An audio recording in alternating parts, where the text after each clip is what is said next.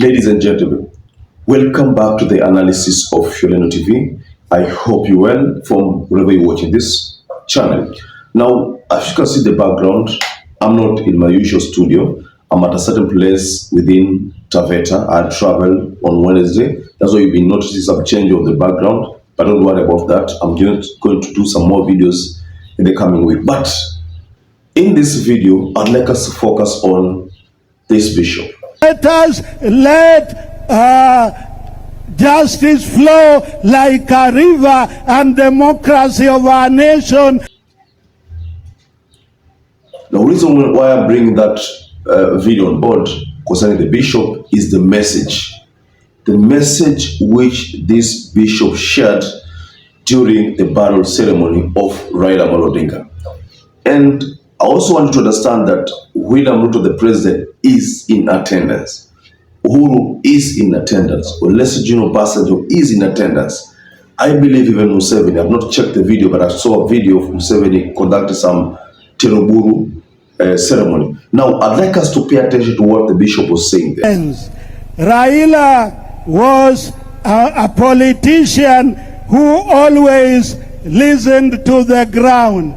Let us always listen to the people of Kenya and make justice flow like a river and righteousness like an ever-flowing stream.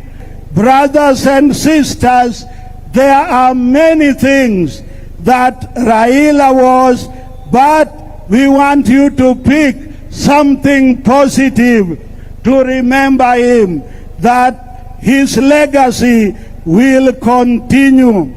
Let me also say that Ecclesiastes chapter 8 verse 8 tells us nobody has the power over the wind to control it.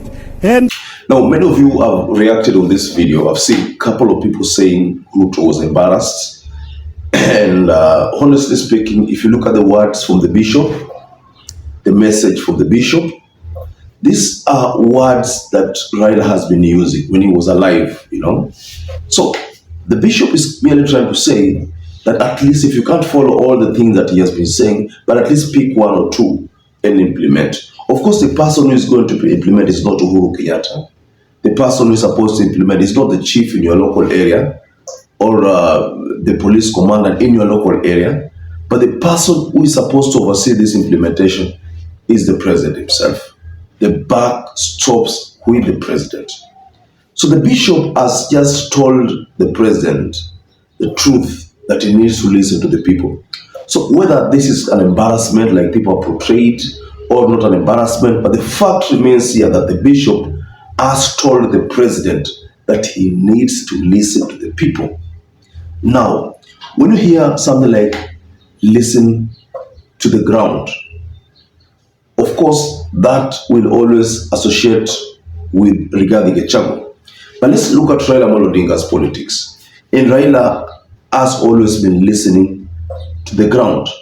But of course, Raila and Rigathi Gachagua, they have some different policies when it comes to how they perceive things, or they have their own ways of treating politics.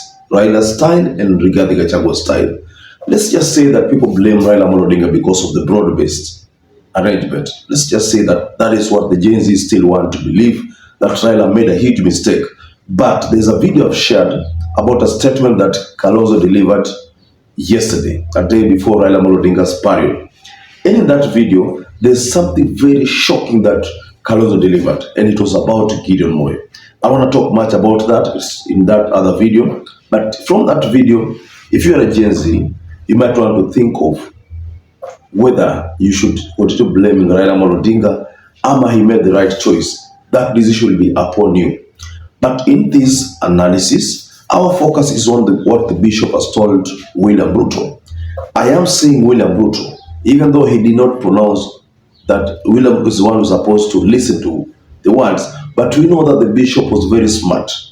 He was targeting the head of state, because the head of state has been blamed previously by the church, by the civil society, by Kenyans, by so many groups. Some people have gone to an extent of saying that the president is tone deaf. I am not saying so, but that's what people have been saying. But what is the bishop aiming at? The bishop is sending a strong message to William Ruto because he knows very well that this is the only occasion that he can use to send the message to the head of state. He should listen to the people. These days you hear the issue of SHA.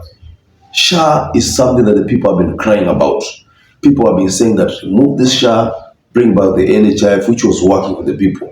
But the government is tone deaf on that part.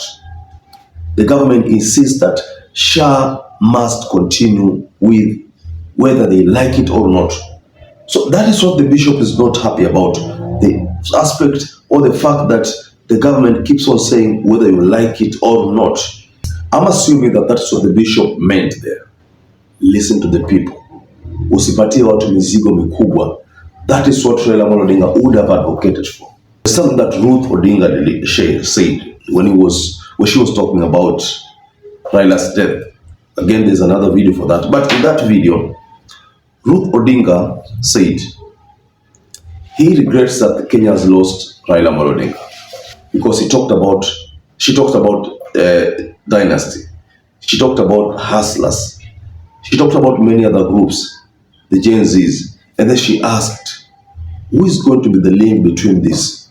Because if you look at Raila Odinga, he used to represent all these groups. When it comes to the dynasties, because the dynasties would always want to control resources. So Raila would come in and try to cool down things and make it look as if he's the one bargaining on behalf of Kenyans. That look here, if you people want to take all the resources, but think about the people. You see, he would do that, and the people who are going to benefit were us. We normal Kenyans, sisi no going to benefit. The dynasties will always want to pull resources towards themselves.